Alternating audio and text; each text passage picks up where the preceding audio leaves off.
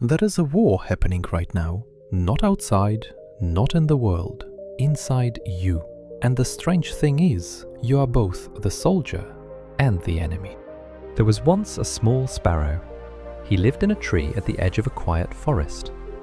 Every morning, the other birds would wake up before sunrise.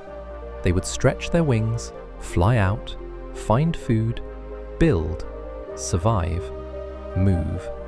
But this sparrow, he would sit, just sit, and watch them go. Not because he was tired, not because he was sick, because inside his head, there was noise. What if I fly the wrong direction?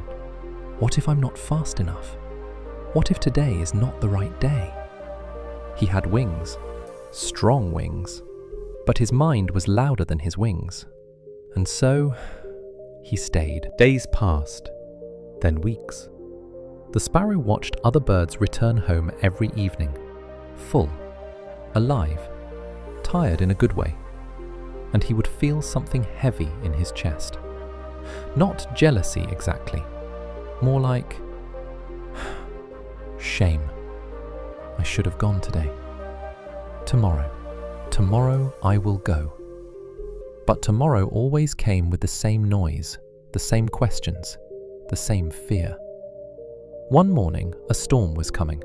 The sky turned grey. The wind started pulling at the branches. Every bird flew away quickly, finding shelter, moving fast. But the sparrow sat frozen. Should I go left? Should I go right? What if I make the wrong choice? And while he was thinking, the storm arrived. Rain hit hard. Wind shook his branch violently, and the sparrow, still thinking, still deciding, fell. Not far, but enough. He landed on the wet ground, cold, alone, embarrassed. And for the first time in a long time, he was completely silent. He sat there on the ground, rain pouring, and then he saw something. An old crow, sitting on a low branch nearby, calm, unbothered by the storm. The sparrow looked at him. "How are you so still?" The crow didn't speak for a moment. Then he said quietly, "I stopped arguing with the storm a long time ago." The sparrow didn't understand at first. The crow continued, "You didn't fall because of the storm. You fell because you were already fighting before the storm even came. You were exhausted, not from flying, from thinking about flying." The sparrow felt something crack open inside him, like a small, tight door slowly opening. From thinking about flying. He had been at war with every thought, questioning every move before he made it, demanding certainty before he took a single step. And that fight, that daily invisible fight, had cost him everything. The sparrow looked at his wings, still there, still strong. Nothing had broken them. He had never broken them. His mind had just convinced him they were useless. He thought about all the mornings he wasted, all the food he never found, all the sky he never touched. Not because he couldn't, because he was too busy fighting himself to even try.